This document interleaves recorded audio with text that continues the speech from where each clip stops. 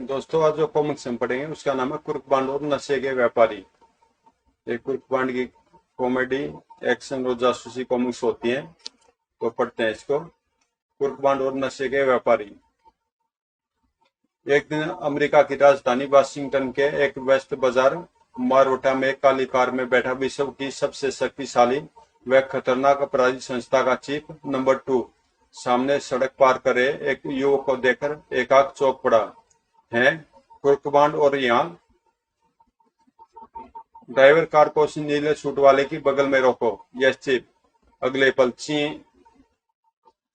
खबरदार मिस्टर कुर्कबांड, चुपचाप कार के अंदर बैठ जाओ।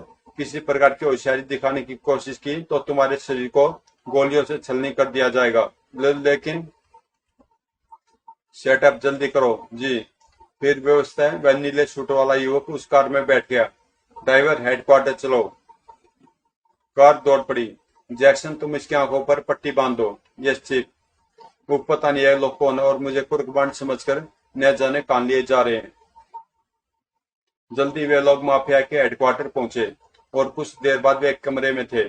जैक्सन, अब इसकी पट्टी खोल दो। Yes chief. मिस्टर कुर्कबांड, माफिया का चीफ नंबर 2 माफिया के हेडक्वार्टर में आपका स्वागत करता है। क्या? उपविश्व की सबसे खतरनाक व शक्तिशाली अपराधी संस्था माफिया। हे ईश्वर, यह मैं किन लोगों के चक्कर में फंस गया।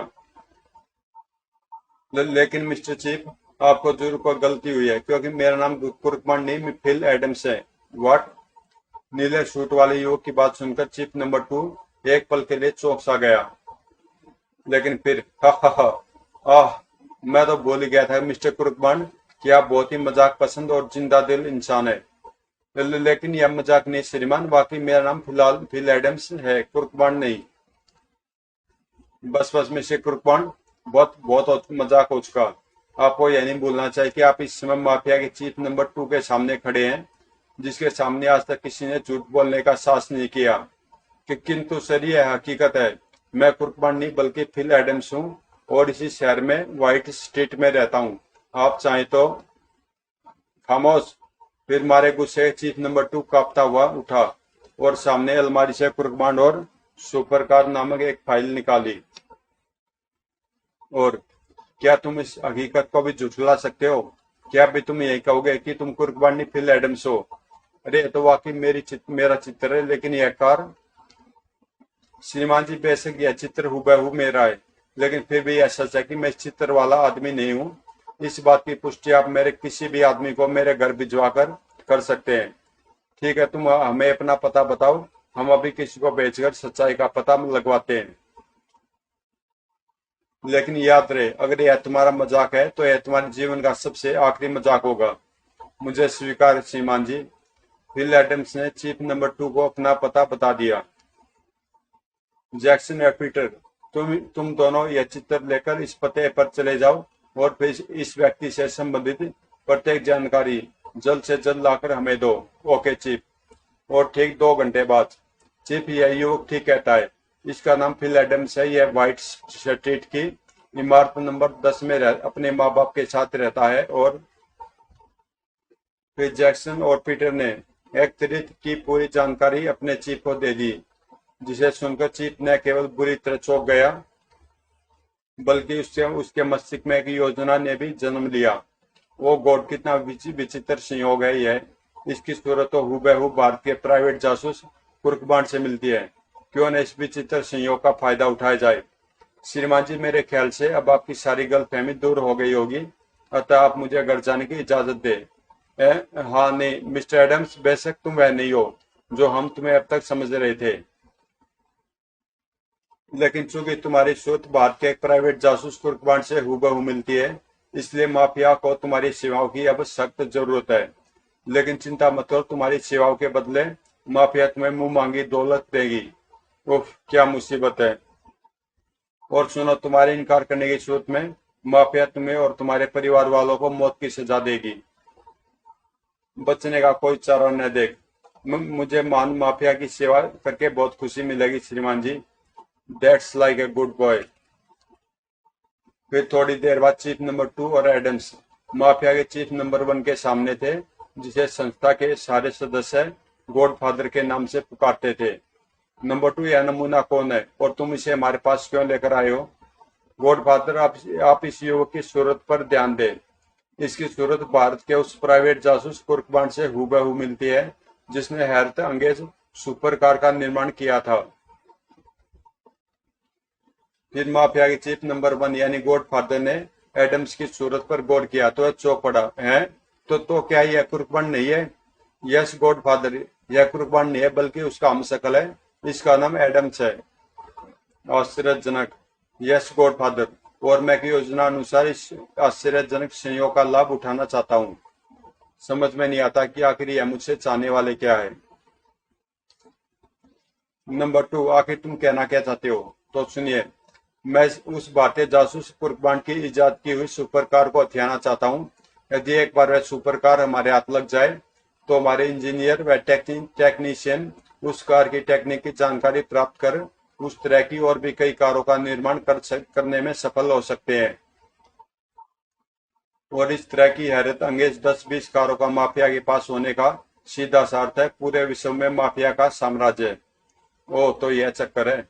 लेकिन यह संभव है। नंबर 2, हमें अफसोस है कि हर असंभव को संभव में बदल देने वाली माफिया वह सुपर कार हासिल नहीं कर सकती, क्योंकि उस सुपर कार और कुर्कबान वाली फाइल से हमें जो जानकारी प्राप्त हुई है उसके अनुसार सुपर कार का संचालक मिस्टर कंप्यूटर होल्डॉल सिर्फ और सिर्फ अपने मास्टर यानी कुर्कबान के आदेशों का ही पालन करता है। वह मानता है अन्य किसी का उस कार को छूना तो दूर, उसकी तरफ खुद दृष्टि से देखना ही खतरे को दावत देना है। फिर गॉडफादर, आपके इसी फिर का इलाज है यह युवक। इसकी सिर्फ शक्ल ही कुर्कबान से हुबहू नहीं मिलती बल्कि आवाज भी बिल्कुल वैसी ही है। अतः सुपर कार का संचालक कंप्यूटर इसका कहना भी ठीक उसी तरह मानेगा जैसे वह कुर्कबान का मानता है। वाह, वंडरफुल आइडिया। इस तरफ तो मैंने ध्यान ही नहीं दिया था। गॉडफादर, अब हमें सबसे पहले इस युवक को दूसरा कुर्कबांड बनाना होगा ताकि जब यह भारत जाकर असली कुर्कबांड की जगह ले तो कोई इस पर संदेह न कर सके। और नंबर 2, अब पहले तुम मुझे अपने आगे की योजना समझाओ, फिर मैं तुम्हें अपनी राय दूंगा। तब चीफ नंबर 2 ने अपनी सारी योजना गॉडफादर को बता दी और उसकी पूरी योजना सुनकर, वाह नंबर 2, अब हमें पूरा यकीन है कि वह हैरत अंगेज सुपर कार जल्दी ही माफिया के पास होगी। गॉडफादर तुमसे प्रसन्न हुआ। धन्यवाद गॉडफादर। फिर दूसरे दिन से माफिया चीफ नंबर 2 एडम्स को कुर्कबान के विषय में, उसके परिवार के लोगों व उसके आदतों और कार्य के अंदाज के बारे में बारीक से बारीक जानकारी देने लगा। मिस्टर एडम्स, गौर से देख लो, यह कुर्कबान के माता पिता है और यह उसका प्रिय साथी मोहन और मोटू, और उसके साथ कुर्कबान का कुत्ता मनमोजी है, और यह है इंस्पेक्टर पटाखा सिंह, कुर्कबान इन्हें अपना अंकल कहता है। फिर कुछ दिनों बाद एडम्स की लड़ाई के दाव पेच सिखाने का कार्य भी चीफ नंबर 2 की देखरेख में होने लगा। इधर भारत की राजधानी में सफदर अली जंग रोड में एक लाइसेंस शुदा क्रिस्टो बार के भूमिगत तहखाने में बड़ा ही गहमी का वातावरण था। नवयुवक व नव युवतियां अपने अपने मनपसंद के नशे में झूम रहे थे। दम मारो दम, मिट जाए गम, याहू। जबकि वहीं एक युवक काउंटर क्लर्क के आगे गिड़गिड़ा रहा था, मिस्टर रमन, प्लीज मुझे जल्दी से मेरी डोज दे दो वरना मैं मर जाऊंगा। लेकिन मिस्टर राकेश सकेश, हमने कोई दान खाता तो खोल नहीं रखा है जो तुम्हें फ्री में ही इतनी प्रतिदिन इतना महंगा नशा कराया करे। आ गई तुम पर हमारा बहुत पैसा बाकी निकलता है। राकेश नाम के युवक की आंखों में उस समय बड़ी ही बेबसी और बेचैनी झलक रही थी। साथ ही बार बार सूखे होठों पर जुबान फेर रहा था। मैं जल्दी तुम लोगों की पाई पाई चुका दूंगा, लेकिन प्लीज तुम जल्दी से मुझे मेरी डोज दे दो। देखो मिस्टर राकेश, क्रिस्टो साहब की तरफ से मुझे सख्त आदेश है कि मैं बिना पिछला पैसा लिए तुम्हें ब्राउन शुगर की डोज कतई न दूं। लेकिन क्रिस्टो साहब है कहाँ? मैं एक बार उनसे मिलना चाहता हूँ। मुझे उम्मीद है कि वह मुझे निराश नहीं करेंगे। क्रिस्टो साहब अंदर है, लेकिन वह अभी किसी से नहीं मिल सकते क्योंकि अंदर वह एक जरूरी मीटिंग में व्यस्त है। लेकिन मैं भी उनसे न मिला तो मैं मर जाऊंगा। मैं सचमुच मर। शटअप, तड़ाक, आह। चुपचाप यहाँ से चले जाओ और आइंदा बिना पैसों के यहाँ आने की जरूरत न करना, वरना मैं तुम्हें उठाकर बाहर फिकवा दूंगा, समझे? अब भागो यहाँ से। हाँ हाँ, फिकवा दो मुझे बाहर, लेकिन मैं बिना अपनी डोज लिए यहाँ से नहीं जाऊंगा, बिल्कुल नहीं जाऊंगा। इसी के साथ राकेश के नाम का युवक अर्ध विक्षिप्तों के से अंदाज में चीखता हुआ सामने वाले उस गलियारे में भागा जहाँ क्रेस्टो बार के मैनेजर क्रेस्टो का ऑफिस था। अरे क्रेस्टो साहब, मुझे नशा दो, चाहे कुछ भी हो, मैं बिना नशे के वापस नहीं जाऊंगा। लेकिन जैसे वह बार के मैनेजर क्रेस्टो के ऑफिस के सामने पहुंचा, अंदर हो रहे वार्तालाप को सुनकर बुरी तरह चौंक पड़ा। हा हा मिस्टर क्रेस्टो, तुम भारत देश की युवा पीढ़ी को ड्रग एडिक्ट बनाकर भारत के भविष्य को अंधकार में बना दो। हम तुम्हारी इस योजना से बहुत खुश हैं। हा हा हा। हम चाहते हैं कि तुम इस देश के प्रत्येक नौजवान, खासकर छात्र छात्रा को अफीम, चरस, ब्राउन शुगर व एलएसडी का आदी बना दो, ताकि यह देश जो पिछले कुछ वर्षों से निरंतर प्रगति की ओर बढ़ रहा है, आने वाले समय में पश्चिमी वो मेरे देश के खिलाफ इतनी भयंकर साजिश। अगले पल ब्रॉक, देशद्रोहियों, राकेश तुम कुत्तों, में अभी पुलिस स्टेशन जाकर तुम लोगों की असलियत बताता हूँ। क्रेस्टो, ये हमारा राज जान गया है, अभी यहाँ से जीवित बचकर नहीं जाना चाहिए। उनकी बात सुनकर राकेश जैसे कमरे से बाहर निकलने के लिए पलटा।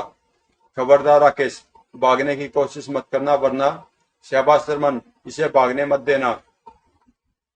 लेकिन अगले पल राकेश ने रमन को एक जोरदार धक्का दिया। धड़ाक, उफ, और कमरे से बाहर निकल गया।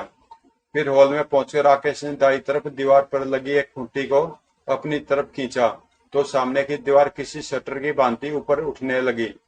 जग्गू, क्रीम, गोली मार दो उसे, शूट हिम। घर, काश मरने से पहले मैं देशद्रोहियों का राज पुलिस को बता सकूं। मूर्खों, जल्दी करो, उठाएं। लेकिन इससे पहले कि जग्गू द्वारा चलाई गोली राकेश को कोई नुकसान पहुंचाती, उसने रिक्त स्थान के पार छलांग लगा दी। धुआं। उधर कुर्बान जब रात काफी देर से अपने ऑफिस से घर वापस लौट रहा था, तो रास्ते में एक सुनसान सड़क पर धुआं आई है। वो यह तो देश का मशहूर जासूस कुर्बान है। क्रीम, भागो। कुर्बान शीघ्रता से उस घायल युवक के पास पहुंचा। तुम कौन हो और वे लोग कौन थे जिन्होंने तुम पर गोली चलाई थी? आह, कुर्बान भैया, आप, अच्छा हो, अब मरने से पहले आपसे मुलाकात होगी। भैया, मेरी हत्या करने वाले देशद्रोही हैं। वे देश की युवा पीढ़ी, खासकर छात्र वर्ग को नशे का आदी बनाकर देश की नींवों की खोखला करने में लगे हैं। मैं भी इन्हीं की साजिश का शिकार हूँ। लेकिन चूंकि आज मैं उनका राज जान गया था, इसलिए उन्होंने मुझे गोली मार दी है। उफ। लेकिन भाई, तुम उनमें से किसी का नाम पता जानते हो? और फिर तुमने अभी अपना परिचय भी नहीं दिया है, और न ही यह बताया कि तुम मुझे कैसे जानते हो।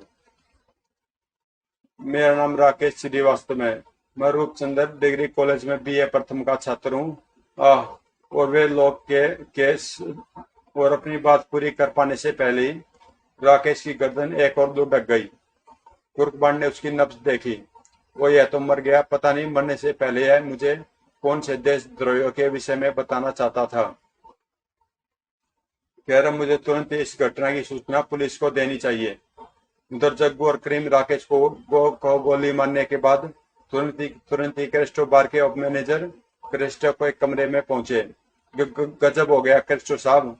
क्या गजब हो गया जग्गू? क्या राकेश बचकर निकलने में कामयाब हो गया है? अगर ऐसा हुआ तो समझो अब तुम दोनों की मौत निश्चित है। नहीं, ऐसी बात नहीं क्रेस्टो साहब।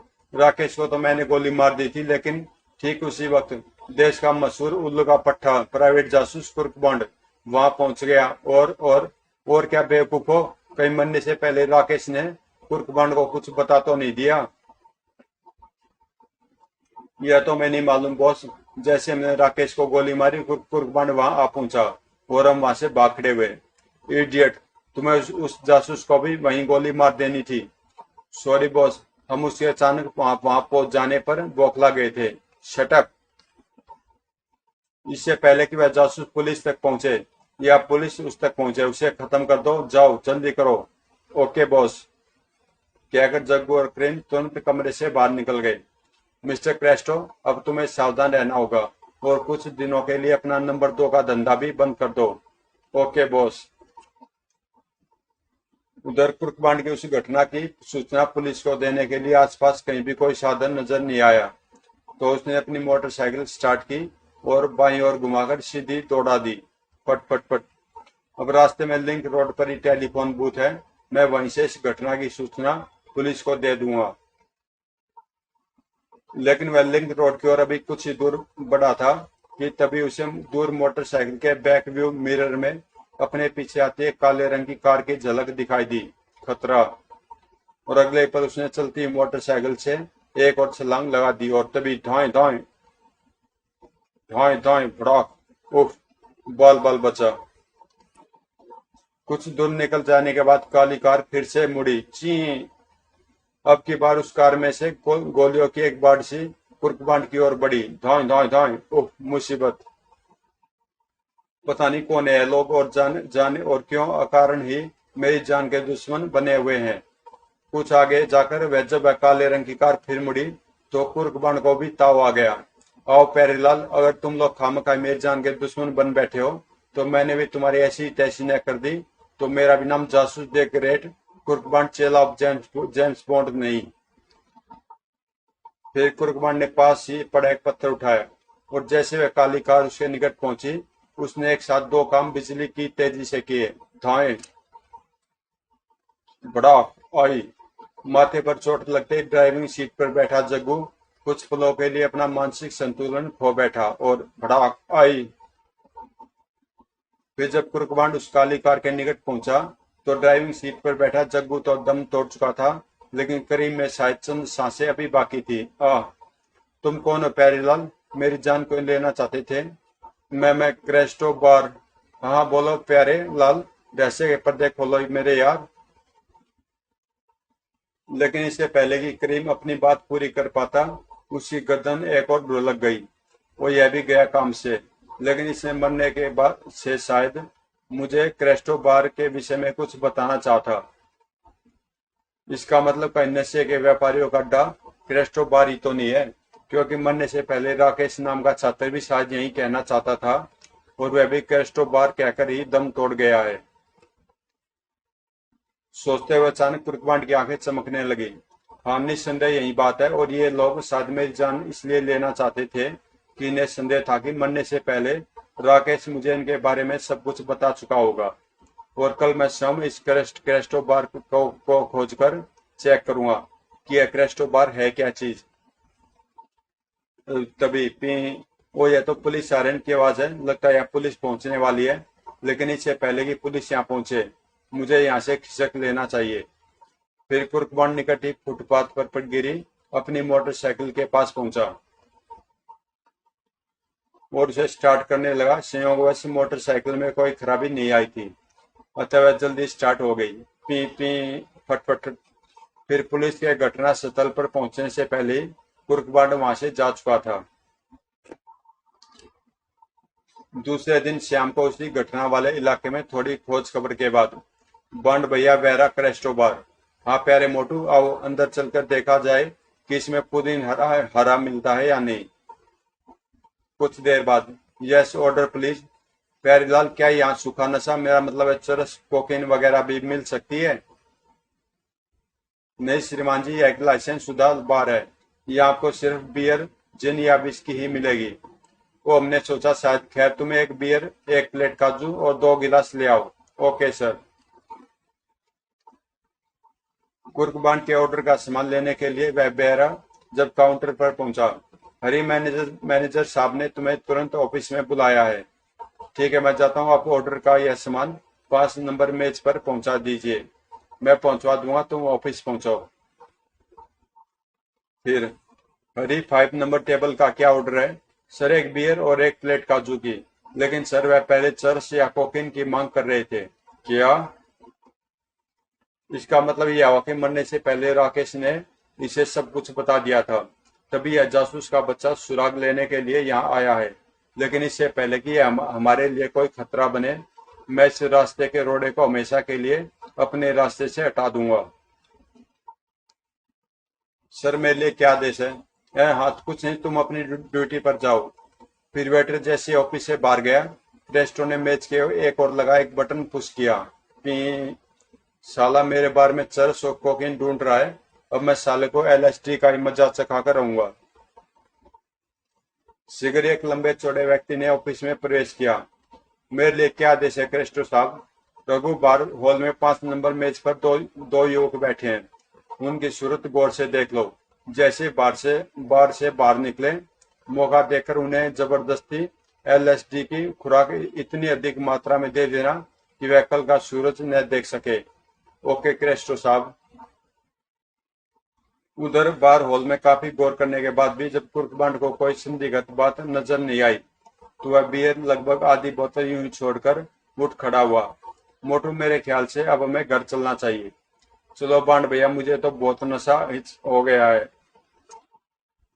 लेकिन कुर्कबांड और मोटू बार से बाहर निकलकर अभी अपनी मोटरसाइकिल के निकट पहुंचे ही थे कि एक नीले रंग की फिएट कार ठीक उनके पास आकर रुकी। ची, अर हुई,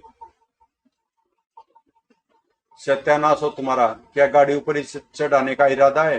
क्यों भाइयों, क्या तुम लोगों के पेट में दर्द है जो अचानक इस तरह कार हमारे बिल्कुल सर के ऊपर लाकर रोकी है? हा हा हा, मिस्टर जासूस की तुम! दर्द हमारे पेट में नहीं बल्कि तुम्हारे पेट में है। इसलिए हम तुम्हारा दर्द दूर करने के लिए यह इंजेक्शन लाए हैं। जॉनी, पकड़ लो इन्हें। आई,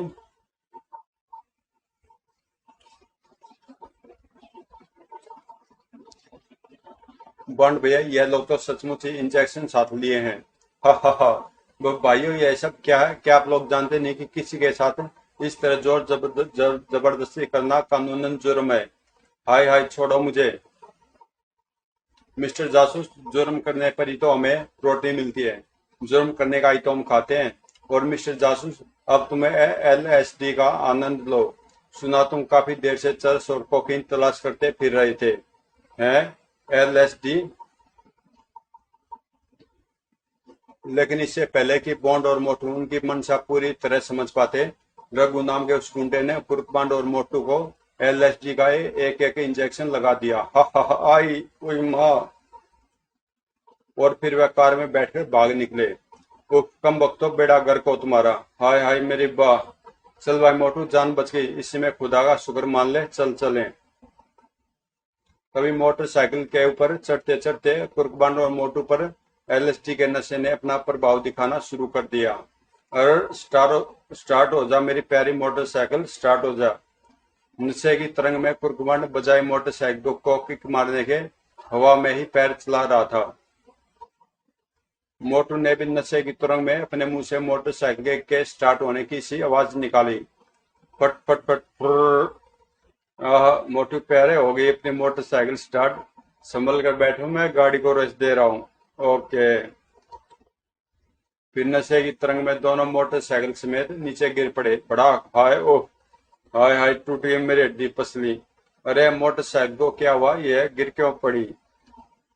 इसी बॉन्ड भैया, भला मोटरसाइकिल को क्या होगा? वह तो चल रही है, यह देखो। फट फट फट फुर्र। अरे हाँ, लेकिन गधे, मोटरसाइकिल चल नहीं रही बल्कि उड़ रही है, बिल्कुल अपनी सुपर कार की तरह। वाह, कितना मजा आ रहा है! हवा में उड़ता जाए मेरा काला मफलर, उनका हो जी हो फुर फुर। तब इंस्पेक्टर धमाका सिंह, जो रात की गश्त पर था, उधर से गुजरा और सामने सड़क का दृश्य देखकर चौंक पड़ा। अरे, यह तो अपना अनोखे और मोटू है, लेकिन यह दोनों सड़क पर इस तरह! ड्राइवर, जीप रोको। Yes sir. हवा में उड़ता जाए मेरा काला मफलर, उनका हो जी हो। हवा में उड़ता जाए मेरा फट फट फुर्र।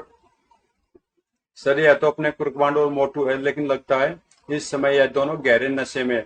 हम गुर। क्यों बे गधे की औलाद, तू यह बीच सड़क पर मेरी इज्जत का जनाजा क्यों निकलवाने पर तुला हुआ है? अबे मैं कहता हूँ सामने से जा, वरना सचमुच ही मेरा जनाजा निकल जाएगा। अबे हट आगे से। फट फट फट फुर। क्या? अब तेरी यह मजाल की अपने बाप से ही अबे तबे से बात करता है? ठहर नालायक, मैं भी तेरा नशा उतारता हूँ, यह ले। और बाप रे, यह बेमौसम की बरसात कैसी तरह! मूर्ख, कभी पता चलता कि यह बेमौसम की बरसात है या सावन भादों की। तड़ाक! आई! कमबख्त हर समय मेरी इज्जत के पीछे हाथ धोकर पड़ा रहता है। तड़ाक! हाय! उफ! तड़ाक! फट फट फट फुर। एक तो नशे की अधिकता और ऊपर से धमाका सिंह की लगाई मार, दोनों को बांड बर्दाश्त नहीं कर सका और अपनी चेतना खो बैठा। और मोटू तो बिना मार खाए बेहोश हो गया। बच कीजिए साहब, बच कीजिए, अब इन्हें और मत मारिए क्योंकि ये दोनों बेहोश हो चुके हैं। और ले ठीक है, इन्हें जीप में डाल दो और जीप थाने ले चलो। आज मैंने भी इन दोनों गधों को हवालात में बंद न किया तो मेरा भी नाम धमाका सिंह नहीं जी। फिर पुलिसकर्मी जैसे बेहोश कुर्कबांड को उठाने के लिए झुका। अरे साहब, इन दोनों के मुंह से तो झाग निकल रहे हैं, लगता है इन्होंने कोई विषैला नशा किया है। क्या? हाँ साहब, और मेरे ख्याल से इन्हें तुरंत डॉक्टरी सहायता की आवश्यकता है। फिर खड़े खड़े मेरा मुंह क्या देख रहे हो, जल्दी से इन्हें जीप में डालो। पुलिसकर्मी ने तुरंत बांड और मोटू को जीप में डाला और अगले पल वह जीप नगर के सरकारी अस्पताल की ओर दौड़ पड़ी थी। बजरंग बली, मेरे बेटे की रक्षा करना, वरना तुम्हारे यह भक्त इसकी माँ के कोप का भोजन बन जाएगा। कुर्कबांड और मोटू पर नशे का कहां तक और कितना घातक प्रभाव पड़ा? क्या कुर्कबांड भारत देश की नींव को खोखला करने वाले नशे के व्यापारियों तक पहुंच सका? क्या माफिया द्वारा तैयार किया जा रहा नकली कुर्कबांड सुपर कार को उड़ा ले जाने में सफल हो सका? तो दोस्तों, इसका फाइनल पार्ट है कुर्कबांड और नकली चेहरा। अगर कॉमिक्स आपको अच्छी लगी तो सब्सक्राइब करना न भूलना, अगर आपने सब्सक्राइब नहीं किया तो। और मिलते हैं नकली चेहरा में।